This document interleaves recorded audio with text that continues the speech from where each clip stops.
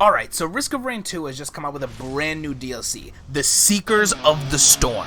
And I know that you're a Seeker of the Storm, because you know what? I'm a Seeker of the Storm too, what can I say?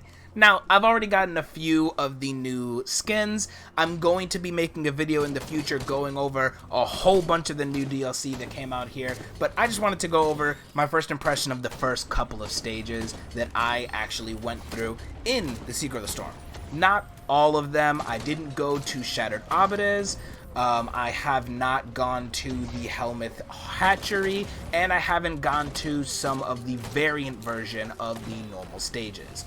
So today we're just going to be going over the Reformed Altar, the Treeborn Colony, and the Prime Meridian. All three stages are super fudging cool. So the first one we have here is the Reformed Altar, which is this like semi-subterranean, old dilapidated site that looks like it's probably from some religious figure made by an old ancient, form of civilization that had like a really cool deific god happening. And oh my gosh, it is so well done. You can see the ruins on everything. You can see where different procedures likely would have been done. The altar that's right there up front and center in the middle of the stage with the waterfall coming off of it. Oh, chef's kiss. It's awesome. Speaking of chefs, that is right, this is the actual stage where you can get the chef, which is a character that I've been dying to come from Risk of Rain, the original, forever. The chef is a cool, awesome robot that has a rolling pin for legs. And you know what? I'm getting into characters. We're not here to talk about characters. But he has his own like little altar off to the side that I think looks absolutely awesome. The stage itself has some really cool new enemies like the Halcyonite. The Halcyonite, by the way, is so fudging awesome. Everything about the event is so cool, like how you get into it when you pray at the Helcon altar. It's so awesome.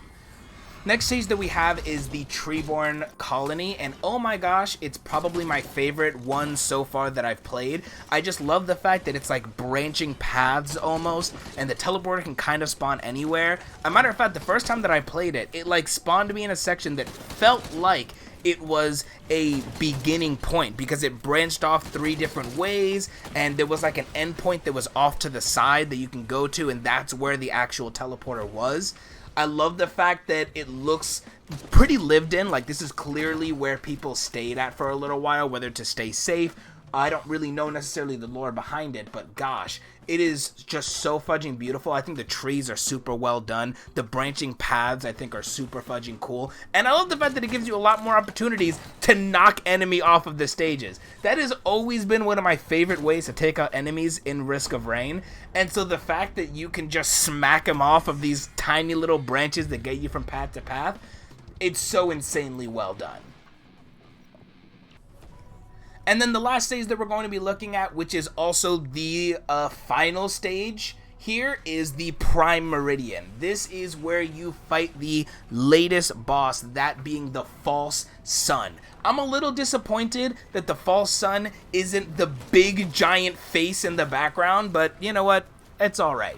This stage kind of gives me like Breath of the Wild vibes with a floating castle. It almost feels like it's like locked in time and space. As you're running around, you cannot stay still because nowhere is really safe, as these areas of just lightning storm spawns all around you. It is just so fudging awesome. And then they also brought back the Child, which is an enemy that I felt like was so weird that they got rid of, because in the final stages of the base Risk of Rain 2, you have grandfathers and parents in. And those enemies are there, and yet we don't have the Child, which was in the original Risk of Rain. So I love the fact that they brought that back. I love the fact that there is a guaranteed red item here, but it's so risk versus reward because getting an item requires you to stand still, and that's really dangerous on Prime Meridian. So I just love the fact that they have that, and then when you get near the end, you had these little pillars that were optional to grab, but if you did, you get rewarded with a couple white items. So you're just a little bit more prepared for the actual False God boss fight. Then you just have some jump platforms and these cool ramps that lead all the way up. It feels like you're ascending an amazing fucking altar. I think it's just absolutely sick, and I think that we should all give this a try. But yeah, guys, just let me know what you think about the Secret of the Storm DLC. Let me know if you've played it, how you feel about the new characters that got introduced to Risk of Rain 2, and you know what? Throw down in the comments section what your favorite Risk of Rain 2 character is. Personally, I'm a bandit head, even though my friends will always make fun of me for not realizing that bandit gets automatic crit chances from shooting from the back. But now that I know that, I'm cracked at the game. What can I say? I'm Himothy Jones, and I'm built different. Thank you all for joining. See you guys in the next video. I'll catch y'all later.